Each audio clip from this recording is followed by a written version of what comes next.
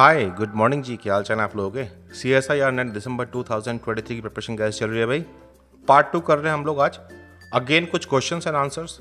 Question है cell biology से related, जहां हम बात करते हैं एंडोप्लाज्मिक रेटिकुलम की, गोल्जी बॉडी की, सिक्रेशन वगैरह की। और पहला क्वेश्चन है केडल रिसेप्टर को लेकर के।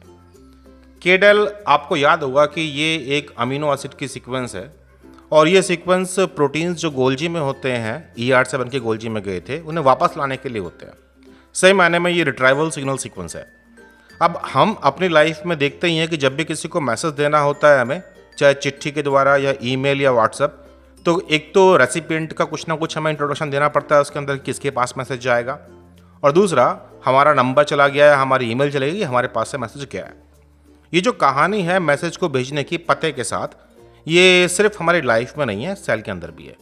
जितने भी प्रोटीन सिक्रेटरी पाथवे के लिए चाहिए होते हैं, चाहे उन्हें ER में काम करना हो, गोल्जी में काम करना हो, या मेम्ब्रेन पर या लाइसोसोम में, ये सभी प्रोटीन का ट्रांसलेशन कंप्लीट होता है एंडोप्लाज्मिक रेटिकुलम में, और फिर वो अपने पतों के द्वारा पढ़े जाते हैं कि किस प्रोटीन को कहाँ जाना है। ऐसा ही एक पता है केडल। तो उसी के रिसेप्टर को लेकर के यहाँ कुछ स्टेटमेंट दिए गए हैं और ये पूछा गया है कि इनमें से कौन सा कॉम्बिनेशन ऑफ स्टेटमेंट करेक्ट है केडल रिसेप्टर को लेकर के। तो ट्रू फॉल्स कर सकते हैं स्टेटमेंट के साथ में। KDEL receptor is found in COP1 vesicle. KDEL receptor affinity for KDEL sequence is high at higher pH, और KDEL receptor is synthesized on the ER, और KDEL receptor is present in the ER and Golgi. तो देखिए, हम काफ़ी सारे information इस बारे में पढ़ते हैं जब हम लोग COP वेसिकल की बात करते हैं कि COP2 वेसिकल्स वो हैं जो ER से गोल्जी के पास जाती हैं, और COP1 कोटेड वेसिकल्स जो हैं ये रेट्रोग्रेड डायरेक्शन में, मतलब गोल्जी से वापस ER पे आने के लिए। और ऐसी ही बहुत सारी बातें की जाती हैं वो प्रोटीन्स या वेसिकल्स के बारे में जो इस सारी कहानी में इन्वॉल्व हैं। अब किसी बढ़िया आदमी ने भाई ये बात भी कही है कि हजारों शब्दों से ज़्यादा अच्छी होती है एक इमेज। उसके टाइम तक एनिमेशंस का आविष्कार नहीं हुआ था, वरना वो एनिमेशन बोलता पिक्चर की जगह पर।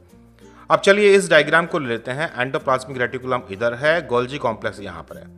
प्रोटीन की सिंथेसिस हुई है एंडोप्लाज्मिक रेटिकुलम में, फिर ये वेसिकल में पैक होकर के, और वो भी COP सेकंड कोटेड वेसिकल्स हैं, ये पहुँचा है आपकी गोल्जी के पास।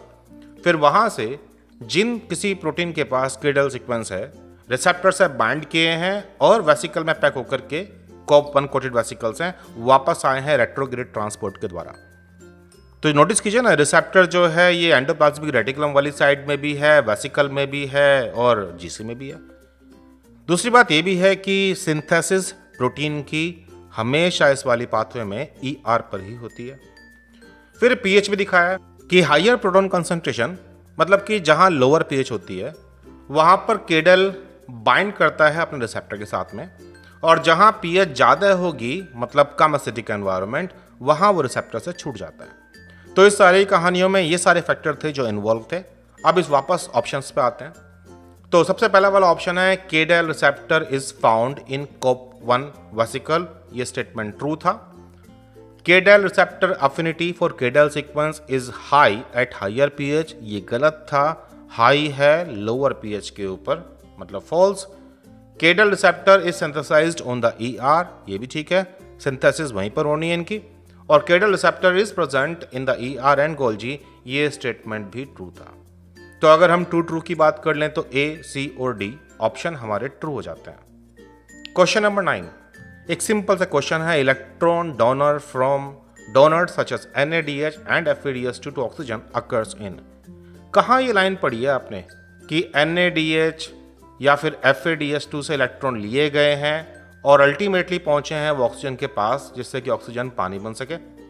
भाई ये वाली सारी कहानी हम देखते हैं माइटोकॉन्ड्रिया के इलेक्ट्रॉन ट्रांसपोर्ट चैन में, जहां कॉम्प्लेक्स 1 इलेक्ट्रॉन ले सकता है NADH से, तो कॉम्प्लेक्स 2 इलेक्ट्रॉन ले सकता है FADH2 से, और चाहे किसने भी इलेक्ट्रॉन लिया हो, अल्टीमेटली पहुंचेगा कॉम्प्लेक्स 4 के पास, जहां ये ऑक्सीजन कैरी कर लेगा और बन जाएगा पानी। मिला क्या बदले में? प्रोटॉन का ग्रेडियंट, और उसी ग्रेडियंट की सहायता से F1 पार्टिकल ATP जनरेट करते हैं। तो ये सारी स्टोरी माइटोकॉन्ड्रिया के अंदर थी। भाई क्लोरोप्लास्ट में भी ऐसी कहानी होती है, लेकिन वहाँ थोड़ा सा अलग फॉर्मेट था। पानी से इलेक्ट्रॉन के मॉलिक्यूल निकाले जा रहे थे और NADP पॉजिटिव को दिए जा रहे थे। मेम्ब्रेन ऑफ एंडोप्लाज्मिक रेटिकुलम पर इलेक्ट्रॉन ट्रांसपोर्ट चेन नहीं पाई जाती, तो भाई आंसर तुम्हारे पास केवल एक ही है, माइटोकॉन्ड्रिया। अब आती है क्वेश्चन नंबर 10 की बात। Which one of the following statement is given below is incorrect. Again statements को आप पकड़ करके ट्रू फॉल्स कर सकते हो। अब चेक कीजिए ना, ये सारे मेम्ब्रेन के कंपोनेंट के बारे में बातें कर रहे हैं। The 3 common type of membrane lipids are cholesterol, phospholipids and glycolipids. Membrane के अंदर लिपिड्स पाए जाते हैं जो कि ज़्यादातर फॉस्फोलिपिड्स होते हैं। कोलेस्ट्रॉल बीच बीच में लगा हुआ है मेम्ब्रेन की इंटीग्रिटी को मेंटेन रखने के लिए, और ग्लाइकोलिपिड्स भी होते हैं जिनके ऊपर कार्बोहाइड्रेट्स बाहर की तरफ निकले हुए होते हैं। तो स्टेटमेंट नंबर पहला ट्रू था।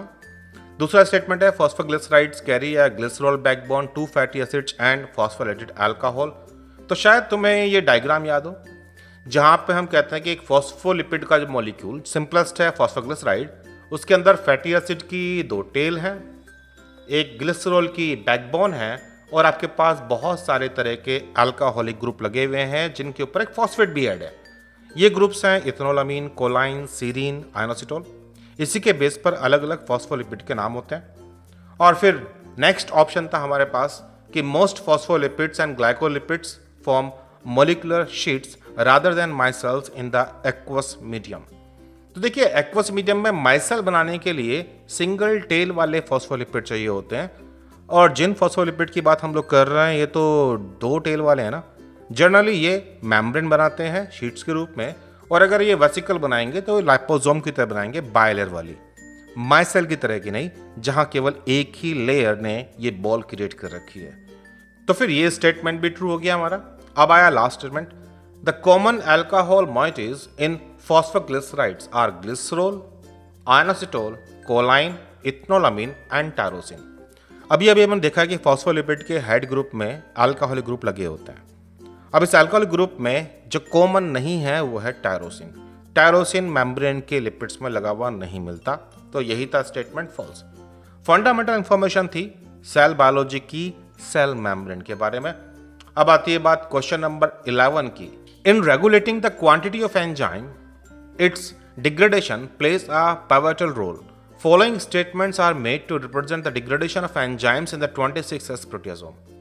अब यहाँ कॉम्बिनेशन ऑफ स्टेटमेंट पूछा गया है कि भाई जो करेक्ट हैं एंजाइमेटिक डिग्रेडेशन के बारे में। स्टोरी सिंपल सी हिंदी में ये है कि एक प्रोटीन है, एक एंजाइम, इसको डिग्रेड किया जाना है 26S प्रोटेसोम के द्वारा। तो कुछ कहानी याद है कि 26S प्रोटेसोम वाले डिग्रेडेशन में क्या होता है? भाई इस प्रोटीन के ऊपर एक दूसरा प्रोटीन ऐड होता है, यूबिक्विटिन। इंडीड मल्टीपल यूबिक्विटिन ऐड किए जाते हैं, जिसे हम लोग पॉली यूबिक्विटिनेशन कहते हैं। और इस पॉली यूबिक्विटिनेशन का लगने का मतलब है कि this protein is tagged for destruction. 26 प्रोटेसोम इन्हें यूबिक्विटिन्स को पहचानता है और अल्टीमेटली पहचान करके प्रोटीन को अपनी एक्टिव साइट पर ले आता है जो कि प्रोटीन के अंदर है। 26S प्रोटेसोम में जो कैटालिटिक एक्टिविटी है वो उसके इंटीरियर में। सारी कहानी इसी बात को लेकर के थी। अब नोटिस कीजिए ना, स्टेटमेंट नंबर ए और बी और स्टेटमेंट सी और डी ये एग्जैक्टली सेम है, केवल एक्सटीरियर और इंटीरियर के डिफरेंस के साथ। तो पहला ऑप्शन बोल रहा है कि जो एक्टिव साइट है प्रोटोटिक सब यूनिट्स की face exterior of the proteasome cylinder, यानी कि जहां प्रोटीन काटा जाएगा वो वाला पार्ट बाहर सरफेस की तरफ लगा होता है, वो सरफेस की तरफ नहीं है, वो इंटीरियर में। तो पहला वाला गलत है, दूसरा वाला ठीक है। फिर डिग्रेडिंग एंजाइम, जिस एंजाइम को डिग्रेड किया जाना है इनको टारगेट किया जाएगा एक्सटीरियर पे नहीं ना, इंटीरियर पर टारगेट किया जाएगा of the proteasome by covalent attachment of one और मोर मॉलिक्यूल ऑफ यूबिक्विटिन। तो इसमें भी ये स्टेटमेंट ठीक था और ये गलत था। तो फर्क सिर्फ इतना था कि आपको सिंपल सी कॉन्सेप्ट पता है कि इस प्रोटीन का डिग्रेडेशन कहाँ है। ये इतने सारे शब्द देख करके हम डर जाते हैं कि पता नहीं कितना कॉम्प्लिकेट क्वेश्चन है और हम यहीं पे पहले ही हार मानना शुरू कर देते हैं। बट अगेन, डर के आगे तो जीत है ना। तो डरो मत, क्वेश्चन को पढ़ो और समझो तो तुम पाओगे कि तुम आराम से उस क्वेश्चन को कर सकते हो। क्वेश्चन नंबर 12 है, the following statement were made regarding the role of protein modification. हमने प्रोटीन में कई तरह के मॉडिफिकेशन पढ़े हैं। फॉस्फोराइलेशन है, एसिटाइलेशन है, एसाइलेशन है, अल्काइलेशन भी है। इंडिड ये तमाम तरह के मॉडिफिकेशन किसी ना किस तरीके से प्रोटीन को हेल्प कर रहे हैं उसके रोल्स को मॉडिफाई करने में। अब यहाँ पर जो हमें स्टेटमेंट दिए गए हैं, again which of the following combination represent all correct statement. अब देखिए, पहला स्टेटमेंट है attachment of acetyl group to the amino terminus of protein make it more resistance to degradation. हम जानते हैं कि प्रोटीन के दो किनारे होते हैं, एक एन टर्मिनस एक सी टर्मिनस, और ये एन टर्मिनस पे एसिटाइल ग्रुप ऐड करने की बात कर रहे हैं, मतलब CH3C डबल बॉन्ड O। अगर मैं ये कहूँ कि सबसे ज़्यादा जो मॉडिफिकेशन देखने को मिलता है प्रोटीन्स में वो एसिटाइलेशन है, तो गलत नहीं होगा। कई बार तो up to 80% of the protein जो ट्रांसलेट हो रहे हैं उनका एसिटाइलेशन देखने को मिलता है। एसिटाइलेशन के बहुत सारे रोल हैं। ये प्रोटीन फोल्डिंग के लिए रिस्पॉन्सिबल है, ये targeted degradation of the protein के लिए भी रिस्पॉन्सिबल है, कॉम्प्लेक्स फॉर्मेशन और सब सेलुलर लोकलाइजेशन के लिए भी ये खास माना जाता है। इंडिट गलत जगह पर ये प्रोटीन ना चला जाए, इसमें भी एसिटाइलेशन के रोल देखे गए हैं। तो भाई जो पहला स्टेटमेंट था ये बोल रहा है कि जब कभी एसिटाइल ग्रुप ऐड करते हैं अमीनो टर्मिनस पे तो प्रोटीन बन जाता है मोर रेजिस्टेंस टू डिग्रेडेशन। ये स्टेटमेंट तो फॉल्स हो गया। अब स्टेटमेंट नंबर बी है attachment of hydroxy group to proline residue stabilize fibers of newly synthesized collagen. Collagen protein हम बहुत जगह पढ़ते हैं, यहाँ तक कि जब कभी fundamental of amino acid protein पढ़ते हैं वहाँ पे जिक्र आता है इसका।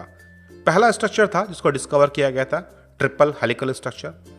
विटामिन सी वाली कहानी, हाइड्रोक्सी प्रोलाइल वाली कहानी, आपको याद होगा कि लाइसिन और प्रोलीन का हाइड्रोक्सिलेशन होता है यहाँ पर, और ये इसलिए होता है ताकि ये जो स्ट्रैंड्स हैं आपस में अच्छे तरीके से हाइड्रोजन बॉन्डिंग कर सकें और इनमें स्ट्रेंथ डेवलप हो सके।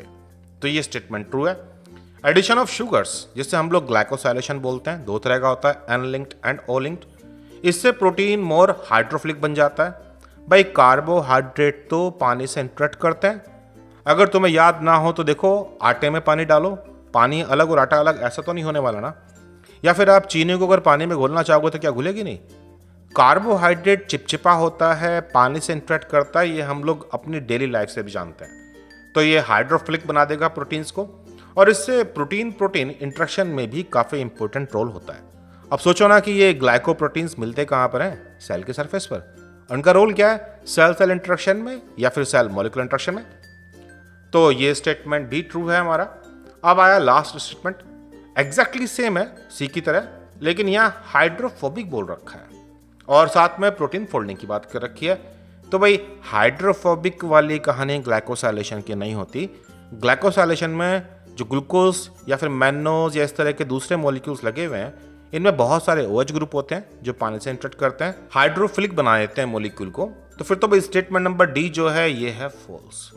अब आपके पास सही स्टेटमेंट क्या है, बी और सी, यानी कि ये वाला आंसर। सेल बायोलॉजी को पढ़ने के बहुत तरीके हैं, लेकिन बेस्ट तब है जब आप सेल के अंदर खड़े होकर के सेल को समझने की कोशिश करते हो।